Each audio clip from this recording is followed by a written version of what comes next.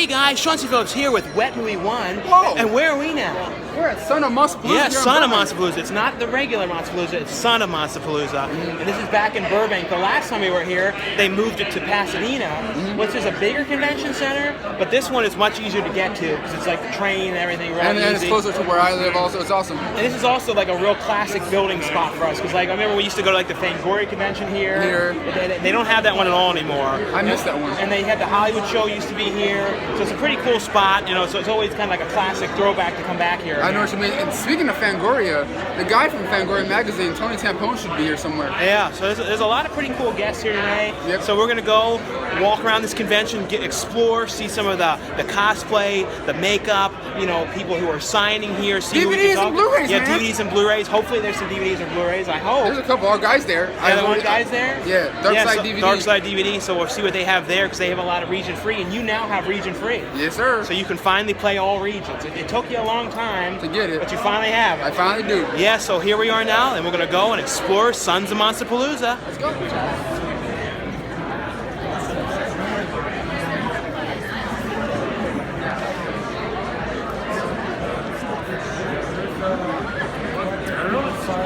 And look at that over there, Brennan. They have a mask of Rodney Dangerfield. Like, isn't that like the most random mask you'd ever expect to see? And it's actually really kind of cool. Yeah, $45. That is cool. I know, it's a pretty cool one. They even have like a Mr. T one. Mr. T one there, and like that one, they're selling that at Horror Nights. Did you see that Krampus one? Yeah. That's like one of the big things, but I think it's like $20 more there because everything is like Way they more take the price expensive. way up.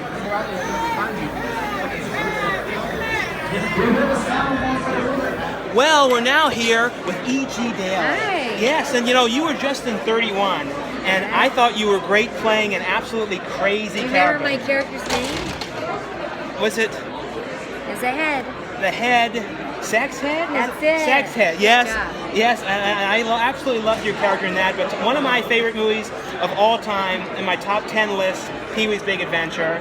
I always love that movie, and I think it's one of those films, too, that truly lives on in a way. Because there's certain movies I'm sure you've watched, too, that you can watch again and again and hold up. Yeah. And something about that movie holds up so well. It's timeless. It's a really great movie. It really is. Thank you. Now, out of everything you've done, you know, with voice work and film roles, what's been one movie or voice that you feel like maybe people don't know about, or maybe they don't bring up too often that you were involved in? Well, it's funny. Usually people bring up a lot of my things. Like, they'll come to my table for Valley Girl or Pee-wee's Big Adventure, or, well, they'll come for, like, sometimes they might not remember that I do Rudy to Booty on Chop Zone, or Huey, Dewey, Louie, the Little Ducks.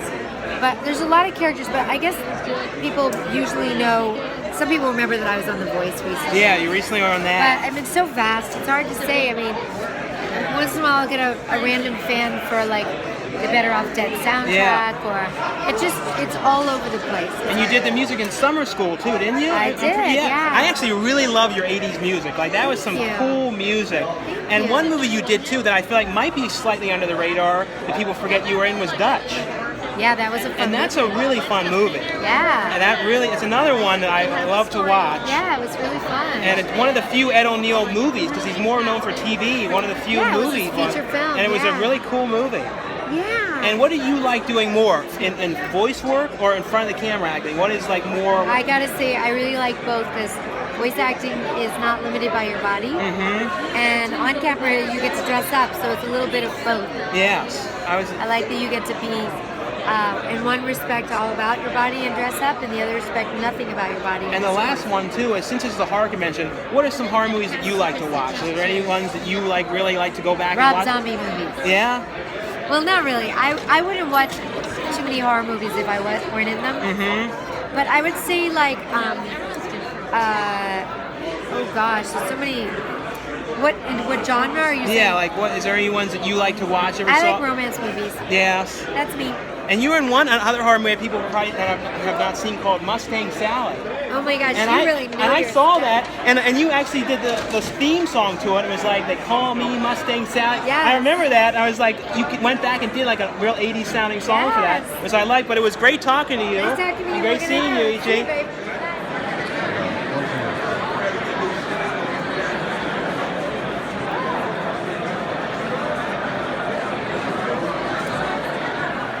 And look at these pumpkins. They're like not really pumpkins, but they're made to like look like pumpkins, kind of like styrofoam or something like that. Frankenstein's monster. Frankenstein one, and then Donald Trump. Yeah, the Donald Trump one. And look at this thing, Brandon. This is pretty cool. That character from Up, turned into real life. Yeah. Like a bust of a guy. What would you call that? Is that a bust, or is it like something you could wear, or what would you say that is? I would say that's kind of like a bust, kind of like. Yeah, sort of like a. Yeah. It's kind of cool though. It even has like the little hairs and everything. I know, they have real super detail. Now we're here with Zach Galligan from tons of different movies. Ones most people I think would know the most was probably Gremlins 2, which are movies.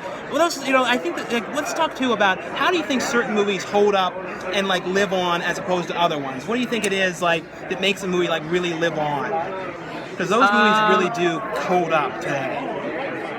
Well, with the Gremlins movies, my guess is I would think that the theme of light and dark or good and evil being in us at the same time. Yeah. So like Gizmo's good and the Gremlins are bad, and then you go from good to bad, and it's kind of like humans can relate to that because some days they're a Mogwai and some days they're a gremlin. No, it's true. Some days they want to tear the bar up and destroy everything, and then other days they just want to be like sweet and kind. And so everyone can kind of relate to, the shift in human attitudes from one day to the next. And what's interesting about some movies is, especially like with the Gremlins films, some movies can get very dated. You know what I mean? Like the look or the style. It's something about those movies, and that's like certain movies that really live on. Nothing dates them. Have you ever noticed that? Like things that they really don't have too much to really date them, they can go on for longer and have a longer life. Well, what's kind of funny is, to me, Gremlins 2 is actually a little bit more dated than Gremlins 1. Yeah, because of the look of the building. And some of the technology and stuff like that. And just some of the cultural references.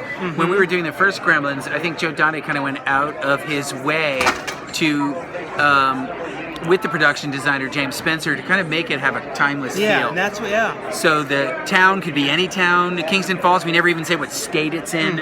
It could be basically any small town. I could be. We don't even really know how old I am. Maybe I'm 19. I'm probably out of high school, so I'm working in the bank. You with leave it Phoebe. mysterious. You never know. Yeah, well, it's just not. It's kind of not that defined. It doesn't matter. It doesn't matter to the thing. You don't want. And also, when you leave it all when it could be any area, people can see their own kind of town and all that kind of stuff in the area. Oh, sure. Yeah, I mean, as long as it's not a big city. I mean, that's one of the reasons why Gremlins 2 we moved to the big city, because we felt like we'd already done this small town thing. So now you want what's the opposite of the small town is the big city. So that's why we moved it to what bigger city can you get than New York City? That's so we true. Moved it, and we had our Ted Turner Donald Trump character way back then in 1990 running the building. Yeah. And we should mention too, Waxworth films are both coming to Blu-ray too, which is pretty cool news. October 18th. Yes. There's a big petition. I think a lot of people wanted it. Lionsgate got the rights, listened to the fans, which is always good that they're actually doing that now.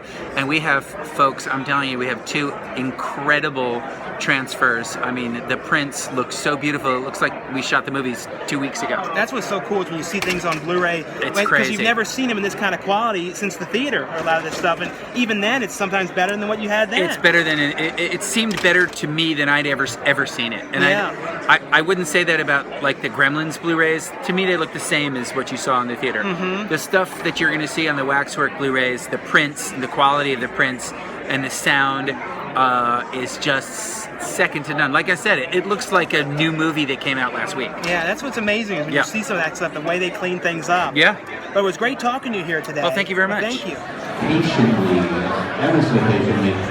And here we are at our favorite booth, like we said, Darkside DVD. Favorite booth to look at, but you cheap bastards never buy anything. We always look at it, though. That's right. You look at it, you praise me, and then you walk away. Yeah. You say, oh, this is so cool, I need it. Thanks for showing it to me. Thanks for showing it. But look, you got all kinds of stuff over. You got Suspiria. I know. Look, man. Suspiria, Germany just did a new Suspiria thing. They released 8 different covers. Wow. They did 4 covers with only 111 copies. I think it was 2 at 333 copies, and then 2 at 666. I don't know what's up with the 111, 333, 666, 99. Yeah. That's what they do. And what is that down there? Heavy Living Dead box. What is that in there? That was something. What is that? This was something from a while ago. You get a free T-shirt, which will actually be too big for you now. Yeah, we can. Extra large, and you get 5 wonderfully classic. Day that did 2. That's not no classic. Yeah. It's beyond a classic. It's a true classic. Yeah. But Hey, for 25 bucks, it's worth it just for the stinking shirt. Yeah, that shirt's worth that. Shirt is nice. That's cool. Why do you call it stinking? Did you wear it before or something? You never know. And here you always have all these Region B releases in here. Horror Sweets, The Loved Ones, which that's a really good movie. Have you ever watched that, I Brennan? think it was like a Blockbuster exclusive back in the day. I think so. Descent 2. It's like all these are ones that are not out, you know, in the U.S. And this is like Hills Have Eyes, and it has this one on here which we always look at and want to get it because it's called Mind Ripper, and it's called like Hills Have Eyes 3, or like I don't even know anything about it. Do you? No. And it says Lance Henriksen, so I think Lance Henriksen is in this Mind Reaper movie.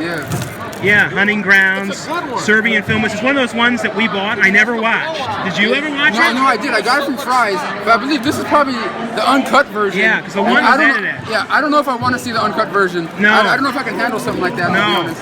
There's a lot of different ones. This was a pretty cool movie, Inbred. Did you watch that? Like these people that go to this town in the UK and it's all these really weird characters. No, I haven't seen that. This was actually really cool. But a whole lot of different ones in here. Always love to look through it. And some weird stuff that I've never even heard of, like Paranormal Visions. Like this, I don't know anything about that. Paranormal Visitors. Oh yeah, you and me and Paranormal Visitors. Guys that are watching this, we struggle with reading. We have dyslexia. So like when we mispronounce things and say things wrong, you don't need to correct us. We know. We know, and we look back on it and we like say, oh, we made big mistakes. All right, this one. But lots of different ones in here. The Tortured, Tower Block, which that's a pretty cool one too. But a lot of different stuff in here. Warlock. This one's this never came out in the U.S. Didn't this one have like multiple sequels, like 3 or 4 sequels? I think there's a couple sequels of this one. I don't even know if I ever actually have even seen Warlock or not.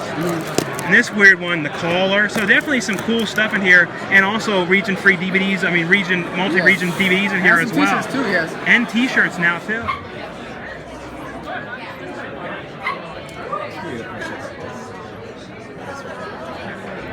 We're now here with Denis O'Hare, and this is great to talk to you here. And I will say, one question I want to ask you about with the last American Horror Story was a song in there. Now, there's a song in there, I'm not going to say what it comes in the show because it's a pivotal point, but there's a song when they play the song Hotline Bling. Oh, yes. And it fit to that scene so amazing. Now, did you know that was going to be there when you did that scene with Kathy Bates, or is that like you watched it later and were like, I had no clue? We had no idea. They don't tell us these things. That's post-editing. I mean, Ryan always knows what he wants to do. He always has music in mind. We just knew it was going to be slow-mo, and us like, boom, boom. So that's what we sort of had in our mind. And it fits so amazing to that scene. I don't know why, it just was a perfect choice for that thing. Yeah. And one movie you did, which I really liked, which is very underrated, was The Pyramid. I love that movie. It's actually one of the better found footage movies I've seen in a long time. I agree. The only problem with that movie is CGI. They didn't have the budget, so that looked a little cheesy, but the storytelling was great. Yeah. The idea was great. I think it was really, really scary when you were down there in those tunnels and pyramids. Watch The Pyramid. It's a cool movie. There really isn't many movies that have movies in pyramids, except for The Mummy. That's about it. That's like, and especially a horror movie like that. We were more like creepy, I think. And like, out of all the things you've done, what is one thing that you feel like people maybe haven't seen that you feel like, oh, people gotta watch this? It's like maybe underrated or people maybe missed it. A good one is The Town That Dreaded Sundown. Oh yes. Yeah, it's a great remake. Alfonso Gomez-Rejon directed it. Fantastic director. It's a really good remake. Yeah, it was actually a very cool movie. Yeah. And now too, you're on the new season of American Horror Story. You've been on all the seasons, except for Asylum. Except for Asylum, but it's very secretive. It is. No one will ever know, but it's got a very cool new concept, which is done through like kind of reenactments and people telling the story. Yeah. And the thing that's kind of interesting is no one even knows if the reenactments are the real people or the other people. It's like it's kind of going to be an interesting surprise people have coming.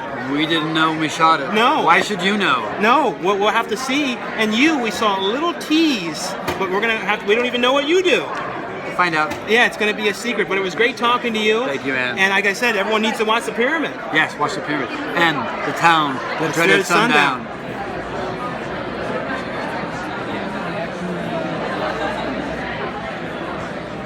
And look, Brennan, they have some laser discs in here, like the Deep, some of these ones aren't even out yet. Lost World, that was like the early Lost World movie. The Crawling Eye, The Day the World Ended. These are always pretty cool. These are the kind of things like if you wanted to get something signed, Laserdiscs work really good for signing because they're really big and really cool artwork. Yeah, they're not as big as posters, and you can put them up on your wall. And yeah, and then you get them framed in a thing and stuff. I don't know. I feel like that's a cool one. Look at that. $5. Mom and Dad Save the World. Didn't you always kind of love this movie? Like, as a kid, I watched this movie so many times. It's one of those movies, though, that doesn't hold up great. You know what I mean? Like, did you watch? You know, like, don't you hate when there's a movie you watch as a kid, you look back at it, and you're like, man, it doesn't hold up as good. Yeah, I know. It doesn't hold up as good, but still was a cool movie. You know, I've never owned a Laserdisc player before. I did at one point, and then I had to get rid of it when I moved. Yeah. I really do like the artwork to these things, just like the VHSs from back in the day. I know. These are like, I don't know, there's something really cool about them. Like, I kind of wish I had a player, but they're so heavy, and they're so bulky and everything. And then here's like the museum area where they have all kinds of different things, and you can't show over there. You have to always be careful. Isn't this a cool one? It's sort of like, isn't that sort of like Eddie Munster? Sort of Eddie Munster kind of. Yeah, and look at that creepy one. Like that looks like one of those like kind of death things. Very creepy one. They have all kinds of stuff in here. And they even have back here like those. You know, I don't think they're the real ones, but that John Wayne Gacy one. It could be the real one, or someone kind of painting it to look like it. But that's pretty cool. They have all these things too. I always like these weird things. I never bought them. They're always kind of cool, weird things. Like ever since I was a kid, I was always fascinated with these things. Yeah. And when I see them, I think of Ed Wood a little bit too. When I see these, it always reminds me of the Goonies. Oh yeah. You know, up in the attic or whatever. So now we're here with Caroline Williams. Hi. And best known, I would say, is Stretch from Texas Chainsaw Massacre 2 is the one that I always think of. But another movie that I really like, which I feel like people don't always bring up as much, is Leprechaun 3. We love Leprechaun 3. I played Loretta, and I blew up. I'm one of the top 5 kills in horror. It is, and I think out of all the Leprechaun movies, it's the most fun to watch because I love movies in Vegas, and Vegas movies are always fun films. And you also, in a very small part, in the Legend of Billie Jean. That was one of the first movies I ever did for a director named Dwight Little. And that's a really fun movie. It is. One of those really fun 80s movies that I really like. They just brought it out on DVD, the amazing thing about that film is it still holds up today. It does. It's very popular. People love it. And I don't know if you saw, a guy on YouTube went to that mall now, like probably a month or two ago, and it looks exactly the same inside. You are kidding. Yeah, they have all the same tiles. Everything is the same. Like nothing. Seriously? Like everything, even the plants, where the plants were the same areas. That is huge fun. Yeah. That was the second movie I did after my very first film for Louis Mall, which was Alamo Bay. So this was while I was still in Texas. I did 3 films there. And once I was hired for the Texas Chainsaw Massacre 2, that was 1986, I ended up coming out here to California and continuing my career here. And the one you just were in is just hit the Blu-ray now, Tales of Halloween. Yes. That's just come out, and you were recently just in Sharknado 4. Yes, I was. was. And you were kind of playing like an homage to, you know, Texas Chainsaw Massacre 2. Absolutely. Anthony Ferrante is a huge Chainsaw Massacre 2 fan. We had our 30th anniversary. We went down to San Diego Comic Con and did a lot of promotion. And Anthony just put together his own crazy little family to put in the movie. And you even had Dog the Bounty Hunter with you too. Dog the Bounty Hunter. Yeah, which is great. I mean, seriously, it was wild. And Dan Yeager, who has played Leatherface, but in the movie we called him Gunner. Yeah. And that was our homage to Gunner Hansen. So, very cool. A lot of fun. It was great talking to you here, Caroline. And wonderful to see you, Sean. It's great to Thank see you again. So Thank much. you.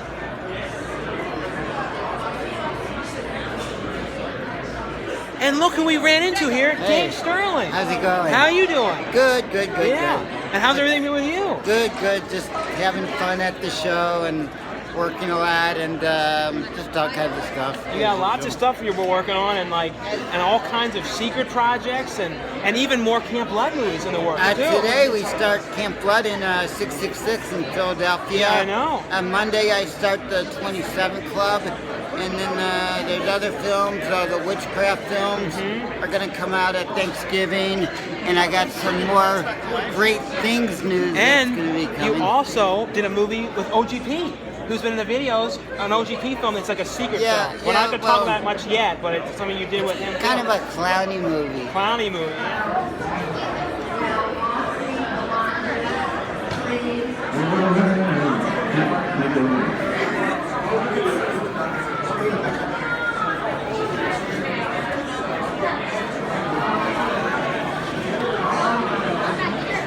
We're now here with Michael Berryman, who Michael Berryman, I have to say too, I've met you at other conventions. You are one of the nicest people I've ever met at a convention, and I love your tagline. I don't know if you still say it or not. You wrote, "Is it Love Life?" Is that what you put? Yes, and Love I love Life, that. yeah. I like that. That's a nice slogan. I like. Well, it's important, you know. I mean, you wake if you wake up and don't fall down, you're doing things right. It's true. Long story short is, we're supposed to make a difference in the world. We're supposed to make a difference and protect one another, take care of one another, appreciate this wonderful Class 9 planet. Hello. And this is a great show in Burbank. You've got a lot of industry people. I ran into Spice Williams, martial artist and bodybuilder, a friend of mine, stunt woman who was in The Guyver with me years and years ago. And so today's just been a blessed day, and the whole weekend's been fantastic. We had a wonderful panel for The Hills Have Eyes. Oh, that's cool. And there's going to be a brand new Blu-ray of that too, I think in a month coming out. I've heard that. That's from Arrow. incredible. Yeah, which is so cool to see that. And like, out of all the movies you've done, I think one of the most known one is Hills Have Eyes, but what have been some of, like, one of your favorite ones that's kind of under the radar that you feel like maybe people haven't seen? You go, people got to watch this one. Well, Andrew Gady made a movie 10 years ago called Storyteller. It stars Sean Patrick Flannery, Dina Myers, and myself. And it's been in post for 10 years. He passed away last year. It's beautiful. It's very, very incredible. It's based on a nightmare he had. It's incredible. Hopefully, we're going to get a distribution deal this winter. Oh, that's might be coming out soon. I did a movie called Death House with Kane Hodder. Oh, yeah, I saw that. That's going to be pretty cool. Death House is coming out. It's cool. But for movies that I've done in the past that are kind of under the radar, I would say something. Guyver is a lot of fun if you haven't seen that. I would say, Deadly Blessings is fun. I love Deadly Blessing. That is and you were great in that movie. That was a great part. And I don't know, that is definitely an under the radar Wes Craven movie. When it comes to something, you don't hear about that as much. Got to work with Ernest Borgnine. Let's see, what else is kind of fun? There was one you did, an Italian one. Was it like Cut Run? Yeah, that one. Cut and Run. Run. Yeah, which is actually another really cool one. It's a very good movie. No, that was me, 205 pounds, totally ripped. I'm 68 years old, and I've got 3 months to get close to that as I can. The main thing is I believe very much in exercising properly, eating real food, you know. No, I'm the same way. I used to be very heavy. I used to be 450 pounds, so I can tell you about changing with eating and all that kind of stuff. Most advertised food will kill you. I'll just be honest about that. It's a no-brainer. Real food. We used to have hot meals in high school at the commissary, stuff like that. The main thing is just do your homework, study, learn about nutrition, you know, drink good water. Nothing out of cans are bad, aluminum's bad, sodas are bad, energy drinks are bad. I mean, just be smart. Yeah. And learn, and then be vibrant. You don't want to be wise and all crippled and broken up and unhealthy when you finally get wisdom in your later years. So no, it's true. It's true, and congratulations. Well, you lost, what was the total? 256 pounds total. You lost 256 Yeah, I pounds. saw you years ago at Hunt Valley. Hunt Valley, yeah. Hunt Valley, the Hunt Valley show. I used to live in, yeah, I saw you then. So if you would have saw me then, you probably wouldn't even remembered it was me. No. Yeah. So it's easier to move around now? It is, definitely. You haven't had a heart attack? No, luckily you not. You look great. Yeah, and you're never going to go back, are you? Nope. You don't miss the adipose tissue? No, I don't. That's fat. That's a doctor term for fat. Yes. Well, that's terrific. But it was great talking to you here today. It's been a wonderful show, and Monsterpalooza rocks it. If you haven't been here, come to the next one.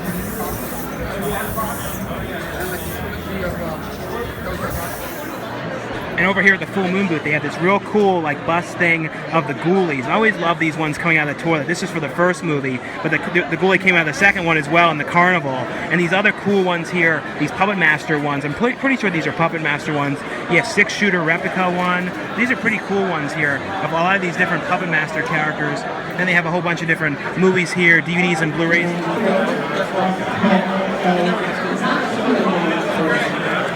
Well, that that's all for this video at the Sons of Monsterpalooza. We kind of broke off in our own ways at some point. A little Came back together. It was kind of like a weird thing. You go away and you come back together. Yeah.